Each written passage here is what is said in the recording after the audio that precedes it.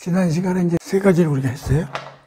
하나님 나라에 들어갈 백성의 본질은 팔품이다, 팔복이다. 근데 복에 대해서 별 관심은 두지 말고 팔품이라고 나는 설명을 많이 하는데 8가지 하나님에 들어간 백성들의 본질적인 존재로서의 가치 8가지. 그 다음에 그런 사람이기 때문에 세상에 영향력을 가지는데 소금과 빛으로서의 영향력을 가지고 비춰진다. 그래서 사람들이 그리스도인을 보고 하나님의 영광을 알게끔 하는 그런 존재다 그랬어요. 그래서 그걸 비유로 등불을 지주 속에다가 넣을 수는 없지 않느냐. 등경 위에서 밝게 비춰야지. 그러니까 너희들도 반사체로서 빛이신 예수님과 하나님을 말씀을 잘 듣고 그걸 제대로 실천함으로써 그 빛을 발하는 존재로서의 살아가야 된다. 그런 얘기를 했어요. 그 다음에 이제 예수님이 이제 그럼 우리는 어떠한 그리스도인의 어떤 가치와 이념 가지고 살아야 하는가에 대해서 이제 그 율법 조문을 가지고 구체적으로 설명을 하시는데 그에 앞서서 개괄적인 원칙 얘기를 하고 순서를 가지고 이걸 말씀하셨다고 그랬어요. 그래서 여기서 뭐라고 그랬냐면 나는 율법과 선지자들의 얘기를 한치도 바꾸거나 잘못됐거나 고치려거나 그렇게 온 게 아니라 완성하러 왔다 하고 그렇게 얘기를 한 거예요. 그 이유가 사람들이 예수가 누군지도 모르고 또 얘기를 하려고 그러면 그들이 배웠던 여러 가지 가르침이나 율법의 실천적인 어떤 원칙이나 이런 거에 대해서 좀 다시 가르쳐야 되는데 그걸 들은 사람들이 어떤 생각을 하겠냐면 저 사람은 그럼 하나님이 주신 율법을 어기겠다는 얘기인가? 그게 틀렸다는 얘기인가? 그렇게 오해를 할 수가 있기 때문에 하나님이 주신 율법에 대해서 이러니 얘기를 하니 그거에 대해서 미리 못을 받고 들어가셨다. 뭐라고 하냐면 내가 얘기하는 거는 니들이 하나님한테 받은 율법을 전혀 손상시키려고 그러는 게 아니라 제대로 된 걸 내가 가르쳐 주려고 그러는 거라는 걸 여기서 이제 못을 받고 이제 시작을 해야 되기 때문에 이런 원칙적인 얘기를 미리 하셨다. 그 얘기를 했고 그 다음에 이제 요걸 좀 구체적으로 얘기를 안 했는데 20절이에요. 20절. 그래서 마지막 결론 부분으로 20절을 얘기하시죠. 그러니까 너희들의 의가 서기관이나 바리새인의 의보다 높지 않으면 천국에도 들어가지 못하고 천국 백성이 될 수 없다라는 얘기를 했다면 자 그럼 이게 구체적으로 어떤 것이냐 물론 지난 시간에 좀 얘기를 했어요. 율법에 대해서. 그래서 이제 그거에 대해서 조금 더 공부를 해봅시다. 그럼 도대체 서기관과 바리새인들은 도대체 어떤 생각을 갖고 있길래 예수님이 이런 얘기를 했는가? 이거보다 높아야 된다 그랬으니까. 이 유대인들도 엄청나게 율법을 중요시 하거든요.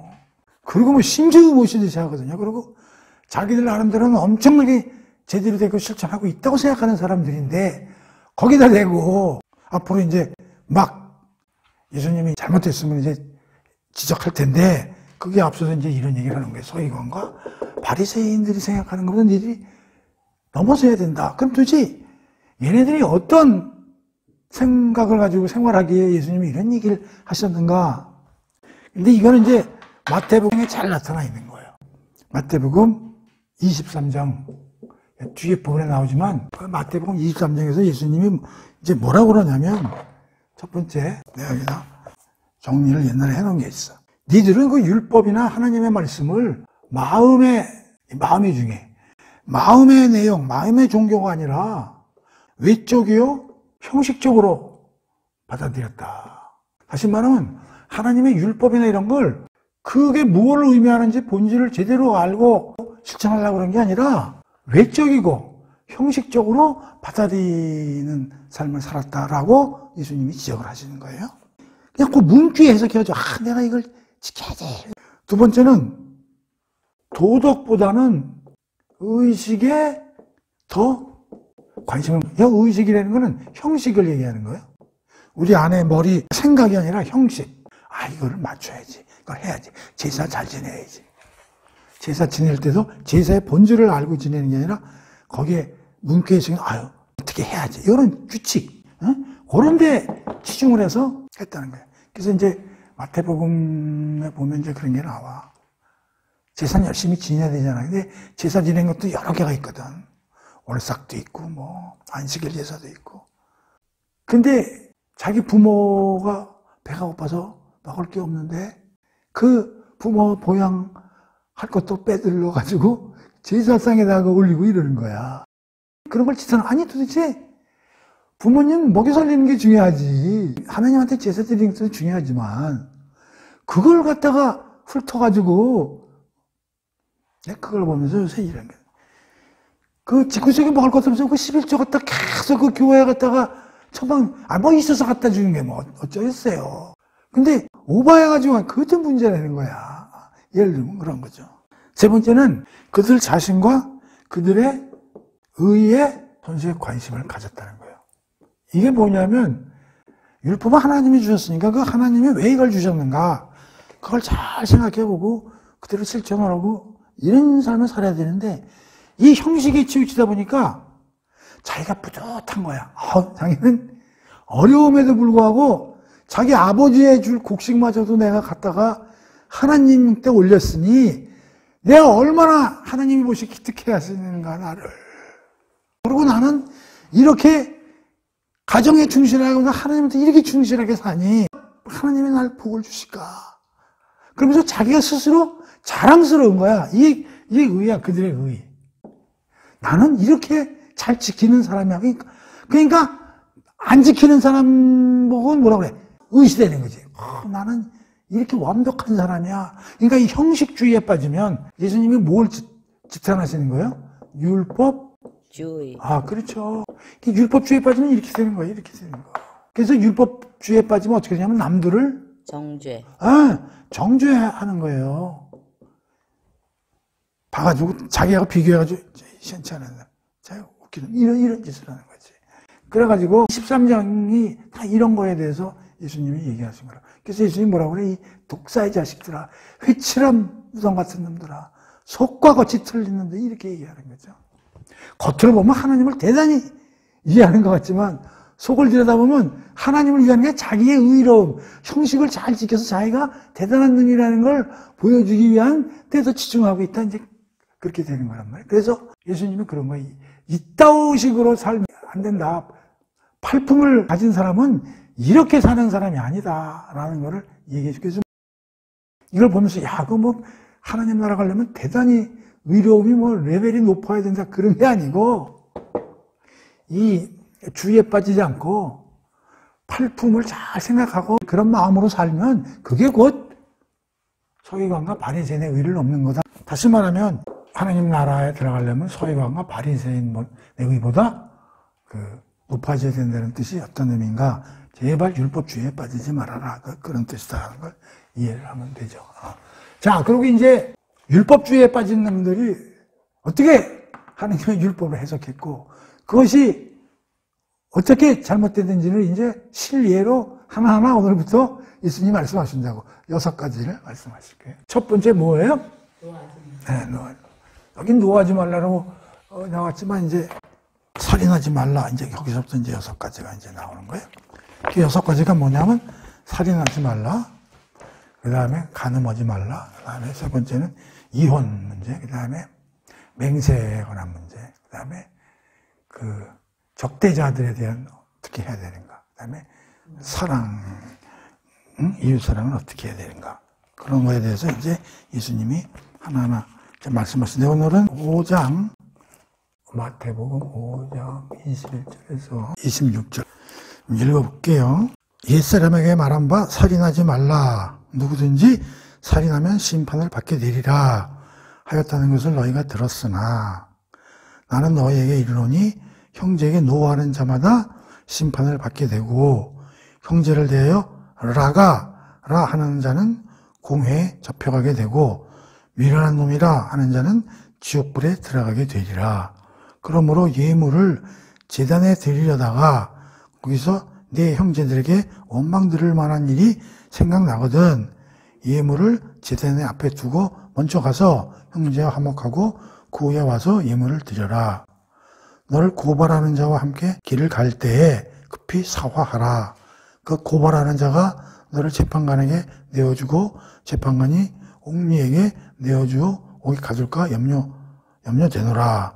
진실로 내게 이르노니 내가 한 푼이라도 남김이 없이 다 갚기 전에는 결코 거기서 나오지 못하리라. 자, 여기서 살인, 그 다음에 노하는 문제, 이제 이런 얘기가 이제 나오겠죠. 결론으로 얘기하면 이거예요. 살인하지 말라. 너희들은 그걸 어떻게 배웠냐? 이런 얘기예요. 살인하지 말라. 이런 얘기를. 니들이 어떤 그 신체나 이런 거에 대해서 상대방에게 이렇게 칼로 찌르거나, 무슨 뭐 몽둥이로 내려치거나, 그들에게 가해를 가해서 죽이지만 않으면, 나는 살인하지 말라는 명령을 나는 완전히 잘 지켰다. 라고 배웠다면, 그 잘못된 거다. 그런 얘기예요. 여기 보면, 라가란 말이 나오죠. 라가. 심한 욕이요. 그러니까 상대방에게 심한 욕을 하거나, 모멸감을 주거나, 치탄을 가하거나, 조롱을 하거나, 그것도 살인이다. 그런 얘기예요. 그렇게 차이가 있다. 이제 그걸 얘기하시는 거죠. 그러니까 예수님은 이런 얘기를 하시는 거예요. 이 하나님이 주신 율법 조문에 무엇을 더 추가했다는 거예요. 그 당시 사람들이. 이게 뭐냐면 그냥 살인하지 말라고 하면 살인의 핵심이 뭐고 하나님이 살인하지 말라는 그 의미가 뭐고 그걸 가리키는 게 아니라 니들 살인하면 재판관한테 가서 심판받고 지금으로 말하면 형무소하고 잘못하면 니들이 사형받을 수도 있어. 이렇게 해석했다는 거예요. 어디에 중점을 둔 거예요? 심판. 니들 사람 죽이면 큰일 나. 잡히면 니들도 이거야.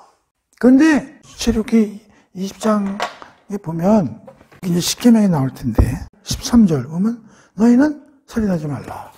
간단하게 돼 있다고. 자꾸만 뭐 이상한 걸 갖다 붙여가지고 계속 이유를 더 추가시켜서 가르쳤다 그런 얘기지. 그래서 이 살인이라는 문제는 행위 그 자체보다도 마음, 다시 말하면 살의가 뭐야? 죽이겠다는 생각, 의도 이런 것도 갖지 말아라. 그 이유가 뭐냐? 인간은 하나님의 형상으로 만들어 놓은 게 인간인데 하나님이 만든 형상대로 만든 존엄성을 해치겠다는 발상을 조차 하지 말아라. 그 얘기를 하는 게 그게 마음의 문제인 거죠. 근데 그거를 니들이 다치게 하면 심판받아서 옥에 가가지고 니들도 혼날 거야. 이런 식으로 이게 변했다. 이런 얘기죠. 그게 잘못됐다. 그렇게 얘기를 하는 거예요. 따라서 이 살인은 어떠한 육체, 다른 사람의 바디에 해를 가하는 것뿐만이 아니고 우리가 뭐라 했어? 사람은 몸으로 구성되어 있다 했어요. 바디, 소울, 스피릿. 여기에만 관련된 규절이 아니고 다른 사람들의 정신이나 영혼, 마음 상태까지 우리가 뭔가 부담을 줬다면 그것도 잘못된 거다라고 이해를 해야 되는데 그런 식으로 안 가르쳤다. 그런 얘기를 하는 것이죠. 따라서 다른 사람을 멸시하거나 경멸하거나 조롱하거나 이 살인행위라니까 살인행위. 그래서 이런 얘기를 하는 거예요. 그리스도인은 죄에 대해서는 분노하지만 죄인에 대해서는 분노하지 말아라. 우리도 이런 얘기 많이 쓰죠. 죄가 밉지 사람이 밉냐. 저 사람이 어떻게 했으면 저렇게 죄를 짓겠냐. 저 사람이 저렇게 만든 그 원인이 나쁜 거지. 저 사람도 처음부터 저렇게 나쁜 사람이었겠느냐. 그런 얘기예요. 그래서 죄인에게는 분노감을 느껴서는 안 되며 그에게 슬픔과 동정의 영을 가득 오히려 긍휼을 가져야 된다는 게 저 사람 저 죄에서 꺼내줘야지. 죄가 나쁜 놈이지. 사탄을 나쁜 놈이라고 욕을 해야 되고 그래야지 그 사람이 뭐가 나쁘냐. 예수님도 막 분노를 보이고 그러실 때가 있었지만 그것은 거룩한 분노, 의로운 분노다 이런 얘기예요. 하나님 예수님도. 그 얘기는 뭐냐면 우리가 애들 야단칠 때 이 뒤에 뭐가 깔려있냐면 이게 깊은 엄마의 사랑이 깔려있는 거예요. 너무너무 사랑하고 잘 되게 하려고 그냥 하단 욕이 나가는 거예요. 이 죽이려마. 진짜 죽이겠다 그런 게 아니잖아. 저거 잘 돼야 되는데. 그러니까 예수님과 하나님도 그런 얘기를 하실 때는 너무 이 세상을 사랑하고 그렇죠. 사랑하기 때문에 이렇게 분노가 나오는 거지. 그런 사랑과 의로움이 안 깔린 분노. 이건 사람 죽이는 분노죠. 그래서 이 마태복음 23장에도 예수님도 독서 같은 놈들이라고 그랬는데, 그럼 예수님도 그런 욕을 하면 여기 당신이 얘기한 거에 이게 반칙으로 걸리는 거 아니냐. 그런데 예수님은 그들을 사랑하는 마음이지. 그렇게 거룩한 분을 나오는 것이지, 그 사람 그 자체에 대해서 그렇게 하는 건 아니다. 그런 얘기요. 그러면서 이제 분노를 욕하지 말라는 거잖아요. 왜냐하면 그의 존엄성이나 하나님의 형상을 침해하는 것이기 때문에 그렇게 하지 말라고 그러면서 뭐라고 그래요? 거기 그 하나님 앞에 가려면은 뭐 기도라든지 그 예배라든지 제사를 드릴 때 갑자기 무슨 생각이 나는 거야. 어떤 A라는 사람 좀 뭐 찝찝한 거야. 찜찜해. 뭔가 이 사람하고 화해가 잘 안 된 것 같아. 저 새끼 저 왜 저러나? 왜 나한테 저렇게 뵙기 싫고 이런 사람들이 있으면 그 원인을 찾아가지고 빨리 해소하라는 거예요. 해소한 다음에 내 앞에 오라는 거예요. 지난번에 얘기했지만 하나님이 나 같은 하나님을 등진 사람을 예수님을 통해서 화목하게 해줬는데 니들이 다른 사람에게 분노를 가지고 내 앞에 올 수가 있겠느냐 그런 얘기요. 그러니까 빨리 가서 해결하라는 거지. 전 옛날에 누가 그 얘기를 하더라고. 뭐 살인자도 말이야. 예수를 믿으면 천당 갑니까? 그리고 선한 사람은 예수 안 믿으면 천당하고 그게 형평에 맞느냐. 참 그 일리가 있어. A라는 사람은 극악범이야. 근데 늦게 예수를 믿었다고 쳐. 근데 이 사람은 나름대로 선한 자인데 예수를 안 믿어. 우리가 보기엔 이 사람이 훨씬 낫잖아. 근데 기적적인 교리로 보면 이 사람은 천국 가고 이 사람은 지옥 가는, 이게 도대체 맞냐? 이런 얘기를 이제 참 어려운 얘기죠, 사실은 이게. 그때 내가 생각하는 게 이거야, 이거 바로. 내가 어떤 사람한테도 죄나 이런 걸 지었잖아. 그럼 예수를 믿게 되면 이 사람 찾아가서 용서를 빌라는 거예요. 예수 믿었다고 가만히 있지 말고 그게 진정한 크리스천인이다 그런 얘기지.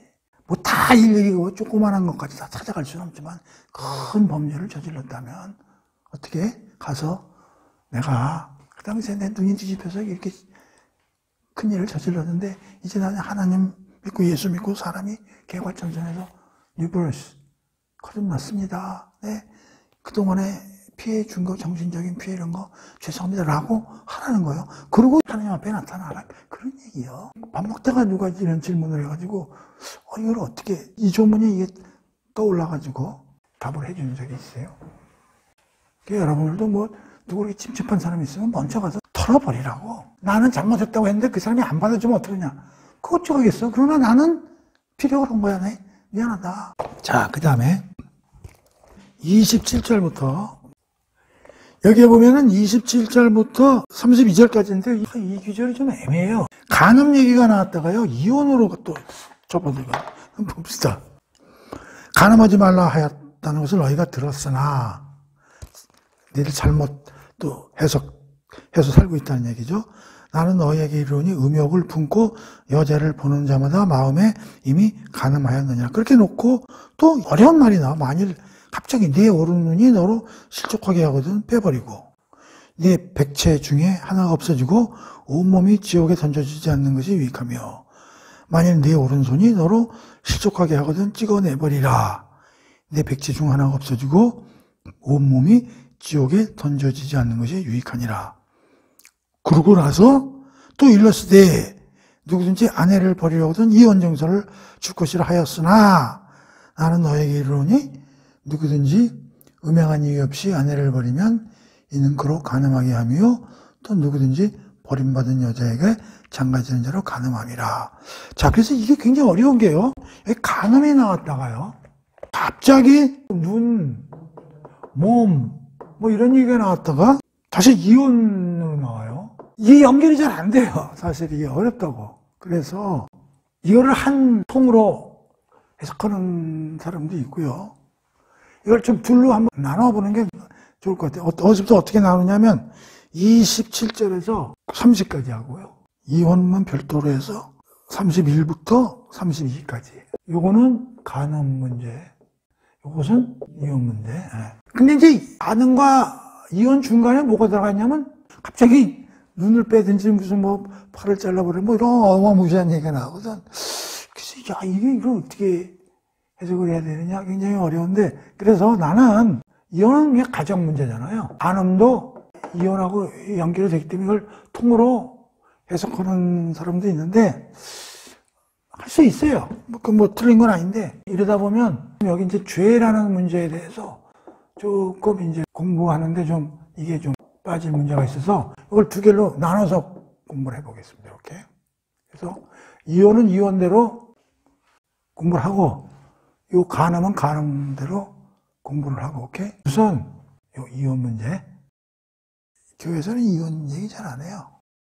도대체 성경에는 이혼에 대해서 어떤, 참 그 산상수훈 옛날에 공부하면서 이게 더럽게 어렵더라고. 그 이혼에 대한 성경 해석 까다롭고, 그게 해봅시다. 이게 여러분들도 듣고 나면 좀 놀랄 거예요. 왜 이렇게 복잡했는지. 남녀 간의 문제라는 게 이게 하나님도 풀교는 복잡한 문제가 걸려 있어가지고. 주제부터 한번 볼게요. 우선요, 창세기 2장 24절이죠. 거기 보면 뭐라고 나왔냐면, 남자는 자기 아버지와 어머니를 떠나 아내와 결합하여 한 몸을 이루며 살게 되었다. 그리고 23절은 이는 내 뼈에서 나온, 내 뼈, 내 살에서 나온 네 살 남중에 나왔으니 여자라 부르리라. 자, 이렇게. 그래서 여기서는 어떻게 돼? 결합하고 한 몸. 이렇게 나오는 거예요. 여기서는 도저히 뭐 떨어진다, 이혼 뭐 이런 말이 없어. 그냥 하나야. 그렇죠? 이렇게 돼 있는 거예요. 자, 그 다음에 신명기 24장 1절에서 4절 한번 봅시다. 남자가 아내를 맞아 신부가 되었지만 아내에게 불미스러운 일이 생겨서 아내와 함께 살고 싶지 않다면 남자는 아내에게 이혼 증서를 써주고 집으로 내보낼 수 있다.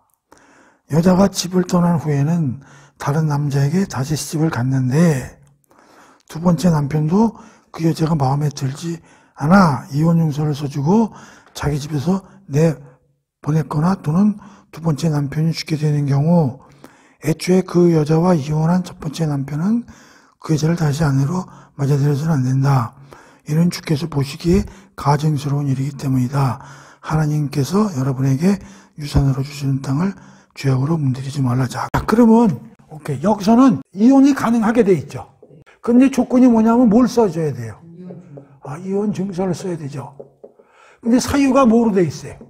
수치나 불미스러운 경우. 그러니까 신명기에는 이혼이 가능해. 이혼 증서를 써줘야 돼. 근데 사유가 수치나 불미스러운 경우라고. 그냥 꼴보기 싫다고 나가라가 안 된다고. 너 배운 게 없어서 나가. 뭐 이런 게 아니라 나름대로 어떠한 무슨 말인지 알아요? 자, 그 다음에 마태복음 19장. 자, 여기 보면 엄청난 그 규절이 나와. 길게 읽어볼게요. 예수께서 이 말씀을 마치고 갈릴리를 떠나 요단강 건너 유대 지역에 이르시니 큰 무리가 따르거늘 예수께서 거기서 그들의 병을 고치시더라. 바리새인들이 예수께 나와 그를 시험하여 이르되 사람이 어떤 이유가 있으면 그 아내를 버리는 것이 기가 막혀. 19장 3절에 지금 예수를 곤경에 빠뜨리기 위해서 무슨 질문을 해? 이혼 얘기를 하죠? 이 이혼 얘기가 예수를 곤경에 빠뜨릴 만큼 복잡한 거야. 그러니까 이 이혼이라는 게 성경에 보면 예수도 이혼이라는 말을 들으면 해석하기가 힘들 거다라고 해서 질문을 한 거야. 이 이혼이라는 주제를. 그래서 무슨 말인지 알아요? 그러니까 우리가 알다시피 내가 이걸 보면서 이렇게 이혼이라는 문제는 수천 년 전부터 지금까지 이 참 골치 아픈 문제. 예수를 시험하는 하나의 주제가 뭐야? 이혼 문제라고. 근데 예수가 뭐라고 대변하는지 들어보자고. 예수께서 대답해 이르시되 사람을 지으신 이가 본래 그들을 남자와 여자로, 이거 하나님 얘기야.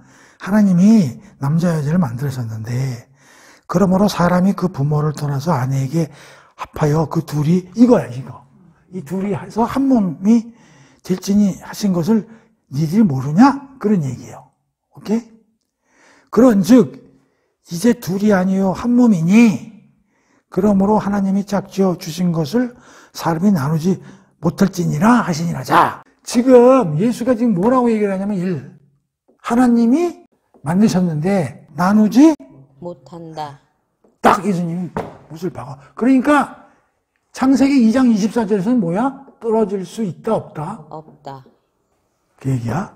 자, 그러면서 좀 묘한 얘기를 잡아봐. 그러면 모세는 왜 이혼 증서를 주어서 버리라 명하여? 이 질문이 기가 막히잖아. 신명기는 이게 모세의 율법이거든요. 근데 여긴 이혼 증서 가능하다고 나와 있잖아요. 그러니까 이놈이 예수한테 뭐야? 그러면 모세가 얘기한 그 율법은 하나님 말로 어긴 거네? 이런 얘기예요. 그랬더니 예수가 뭐라고 대답하냐면 모세가 너희 마음의 완악함 때문에 아내 버림을 허락하였거니와 본래는 그렇지. 야, 이게 맞는데 모세가 이렇게 해준 거는 그 이유가 뭐라고 그래? 너희가 완악함 때문에 이걸 허용? 본래는 아닌데. 그러면서 또 뭐라고 그래? 예수의 최종 대답은 뭐야? 음행한 이유 외에는 아내를 버리고 다른데 장가가는 자는 가능. 자, 여기서는 오로지 음행, only 이혼 증서 쓰고 가능하다는 거야. 야, 이거 왜 이렇게 복잡하냐? 예수님 말씀이 묘해. 원래는 안 되는 거야. 근데 모세가 허락했걸라? 근데 니들이 완악해서 그런 거야. 그런데 내가 최종적으로 얘기해 주는데 음행한 이유 이외에는 안 돼. 이렇게 얘기를 한 거예요. 그래서 이혼 문제가 이렇게 어려운 거예요. 그래서 이혼 법률 변호사들이 많이 늘고 있더라고. 자, 봐요. 이거 어렵습니다. 내가 이거 가지고 한때 얼마나 헤맸는데. 자, 하나님은 불가능해요. 이혼이. 그런데 잘 들으세요. 창세기 2장 24절은 어떤 상황이에요? 우리가 타락하기 이전에요. 우리가 타락하기 이전 질서에서는 불가능해요. 그런데 예수님이 뭐라 그랬냐면 원래 안 되는데 지금 신명기 이건 다 타락한 이유예요. 그죠? 우리가 완악해서 모세가 이혼 가능했지만 사유가 있어요. 수치하고 불미스러운 경우예요. 모세는 여기가 특별한 사유예요.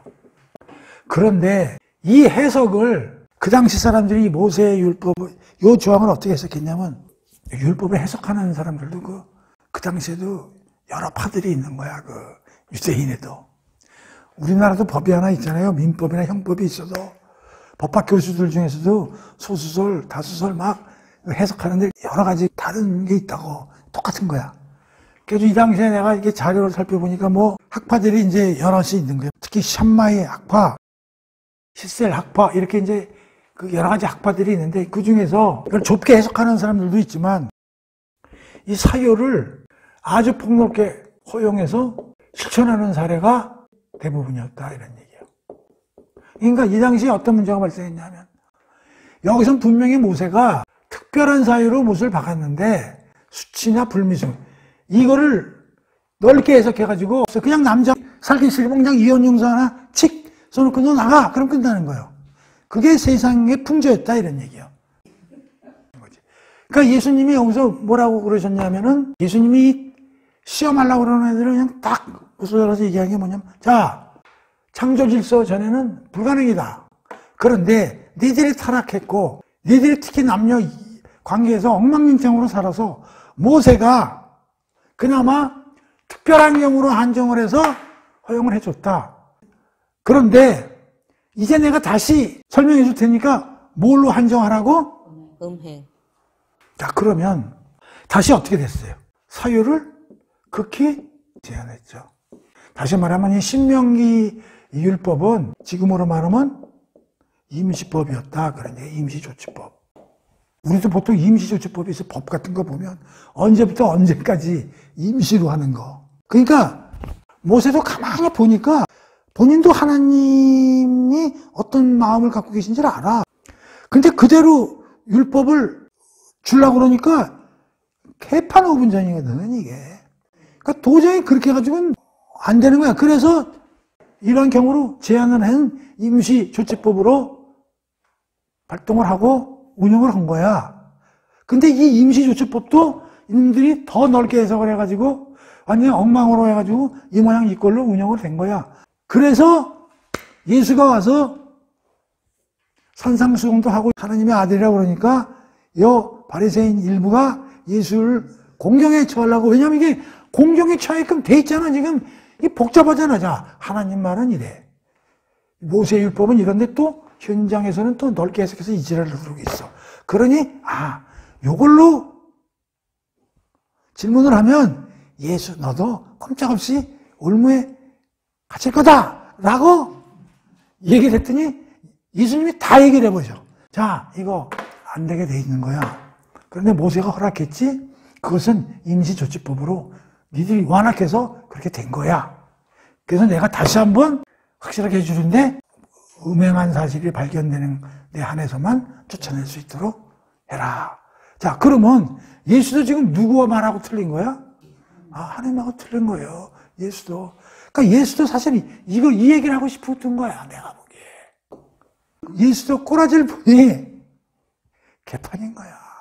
그래서 예수도 궁여지책으로 한 구멍을 남겨놨어. 그게 뭐야?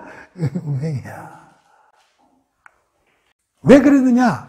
이렇게 설명하면 돼. 이건 타락 전이고 이것은 타락한 이후의 질서로서 이렇게 바꿀 수 있느냐. 이게 이혼이 이렇게 어렵습니다. 이게 성경적으로도 해석하기가 대단히 어려운 파트가 이렇게 되는 거예요. 자, 그런데 신약 성경에 와가지고 이거를 에베소서 5장 22절부터 바울이 에베소서를 쓰면서 이렇게 아내와 남편에 관해서 길게 썼어요. 한번 읽어볼게요. 굉장히 중요한 글자죠. 아내들이여 자기 남편에게 복종하기를 주께 하듯 해라.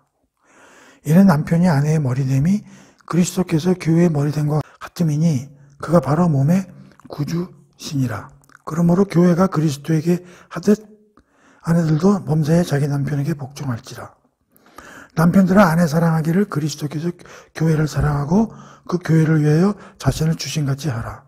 이는 곧 물로 씻어 말끔으로 깨끗하게 하사 거룩하게 하시고 자기 앞에 영광스러운 교회로 세우사 티나 주름 잡힌 것이나 이런 것들이 없이 거룩하고 흠이 없게 하려 하심이라.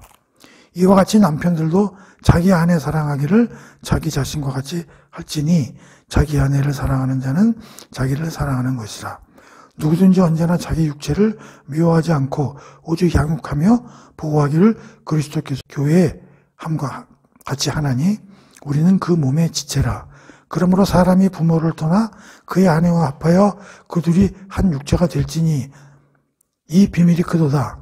나는 그리스도와 교회에 대해 말하노라. 그러나 너희도 각각 자기의 아내 사랑하기를 자신같이 하고 아내도 자기 남편을 존경하라. 여기서 무슨 얘기를 하냐면 교회와 그리스도 관계가 아내와 남편 관계가 같다고 얘기하는 거예요.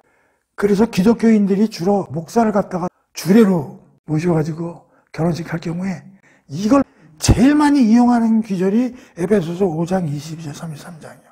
부부간의 관계를 교회와 그리스도의 관계로 성경에 쓰여 있다고. 그러면서 여기 에베소서 보면 뭐를 인용해 와요? 31절. 그러므로 사람이 부모를 떠나 그네의 아내와 합하여 그들이 한 육체가 될지니 이게 어디서 나온 얘기예요? 창세기 2장 24절 얘기잖아요. 그걸 바울이 따오면서 부부관계를 교회와 그리스도의 관계를 갖춰서 이런 얘기를 하는 거예요. 그 아내는 남편에게 교회가 그리스도한테 하는 듯이 하고 남편은 아내를 어떻게 하는 거예요? 그리스도가 교회에 하듯이 하라 이런 얘기예요. 거듭난 사람들은 에베소서 5장 20절과 33장에 있는 것처럼 교회와 그리스도 관계가 이게 끊어질 수가 없는 거잖아요. 교회의 머리가 누구요? 그리스도잖아요. 그리고 우리는 뭐요? 지체잖아요, 지체. 그러니까 그리스도인은 사실 이혼하면 안 돼. 그리스도인이 되기 전에 이혼하는 건 뭐 그런 대로 괜찮아. 그러니까 그리스도인은 결혼도 잘해야 돼, 사실. 이런 걸 잘 알고. 근데 물론 뭐 지금 개판 5분 전이죠. 오죽하면 예수님 모세의 율법에 대해서 이렇게 설명을 해. 니들이 하도 완악해서 모세가 임시조치법으로 만든 거다. 이놈들아라고 예수님이 얘기하는 거죠. 예수님 답이 기가 막히다고. 그래서 어쨌든 이렇게 얘기했으면 대충 이제 알아들었겠지. 그 이혼에 관해서 예수님이 이렇게 설파하신 거예요. 그래서 이혼에 관해서는 이제 니들이 잘못 알고 있던 걸 예수님이 이제 풀어준 거예요. 예수를 곤혹에 빠뜨리기 위해서 이혼 문제를 물었듯이 이혼 문제가 성경적으로도 대단히 복잡하다. 자, 그 다음에 앞으로 돌아가서, 자, 이제 간음하지 말라 27절에서 30절까지. 자, 여기서 참 그 어려운 게 뭐냐면 중간에 이게 간음 다음에 뭐가 나와요?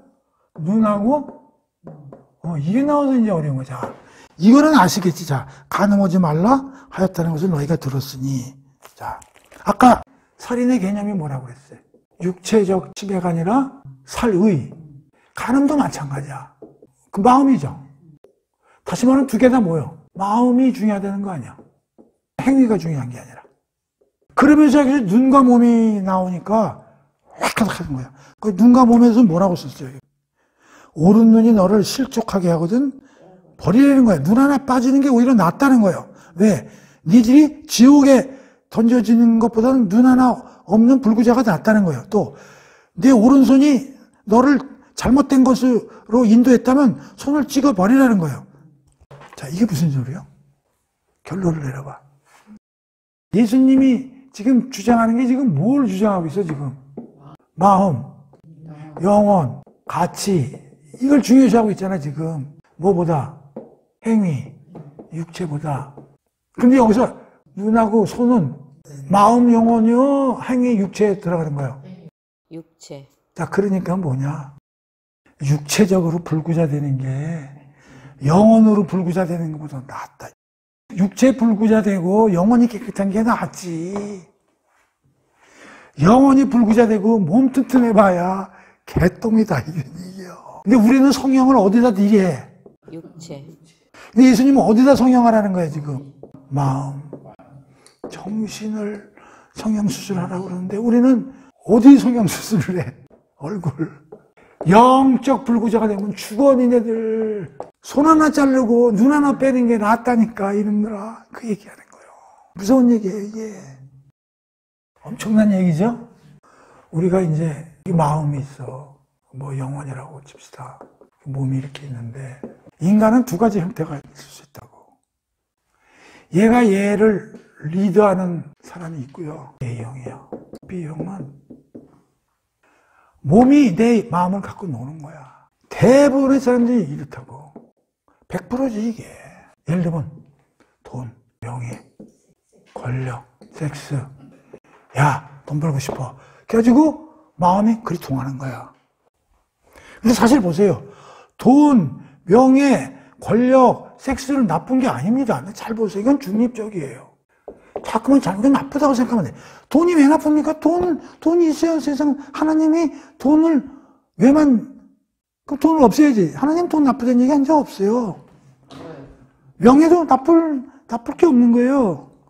권력도 나쁜 게 잘 쓰면은, 섹스도 부부관계만 잘하면 괜찮은 거예요. 남의 여자 보지 말라는 얘기지. 남의 서방하고 하지 말라는 얘기지. 지 서방하고는 열심히, 이것도 안 하는 것도 문제야. 열심히 해야 돼. 나쁜 게 아닌데, 이거를 자칫 강조하다 보면 여기서 오버한다고. 그러면서 어떻게 돼? 이게 죄로 발전한다고. 돈이 좋긴 좋은데, 야, 좀 어떻게 저렇게 뒤통수 쳐서 좀 돈을 벌어보자. 이런 게 나쁜 거야. 권력도 제대로 해가지고 높은 자리에서 낮은 사람들을 위해서 잘 살도록 해주고. 근데 그 자리에 올라가기 위해서 불법을 한다든가, 돈으로 부정선거를 한다든가, 섹스도 좋은 건데 마누라고 하는 게 아니라 잠깐 옆집 여자를 계속 탐하는 거야. 이래서 마음으로 동하게 하는 거지. 그러면 이거를 잘라버리라는 얘기야. 만약에 이런 것들이 내 마음을 흔들어서 제대로 되게 작동을 안 하게끔 한다면 이것들을 없애버리라는 거 아니에요. 행상팔품에서 마음이 청결하라고 그랬잖아요. 우리 청결은 육체에 관계된 거예요. 근데 마음은 영혼하고 관계된 거잖아요. 이게 붙어 있잖아요. 그러니까 청결하라고 팔복에서 마음이 청결한 자, 마음이 청결한 자. 청결은 사실 손발 씻는 거잖아요. 근데 앞에 마음이 더 붙잖아요. 하나님은 그게 우선이잖아요. 이게 우선이잖아요. 그러니까 이게 청결해서 돈은 그렇게 버는 거 아니야? 이렇게 버는 게 맞는 거야? 이렇게 해야 이것들이 작동을 제대로 하는데.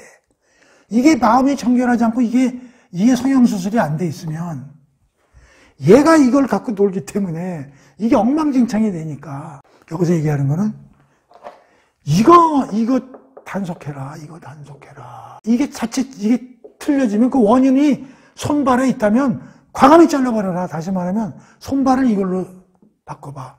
니네 마음이 흔들리는데 돈 때문에 흔들리면 그 돈을 그런 돈 많이 생각하지 말아라.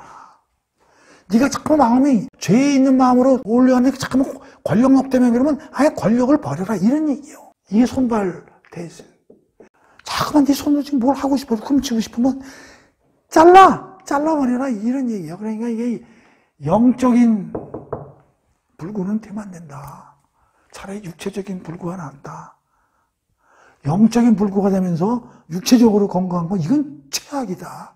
그 얘기를 하는 게 바로 이거다. 이런 얘기. 오케이? 무슨 말인지 알죠? 그래서 마음을 다스리는 게 그래서 지금 얘기하는 게 바로 왜 갑자기 간음 얘기하고 살이 얘기 나오다 갑자기 눈하고 눈이 막 헷갈리잖아요. 그래서 이걸 잘 연결시키려면 그래서 항상 얘기하는 게 우리는 매일 영혼을 성형수술하러 그럼 영혼을 성형수술하러 어디로 가야 돼? 성경 공부. 이게 벌써 성형수술이 된 사람들이야. 그런 거예요, 바로. 병원으로 가면 안 됩니다. 얼굴 수술하러, 오케이? 성형수술하러 가야 돼. 이게 굉장히 중요한 거야. 자, 그래서 오늘은 여기까지 할게요. 자.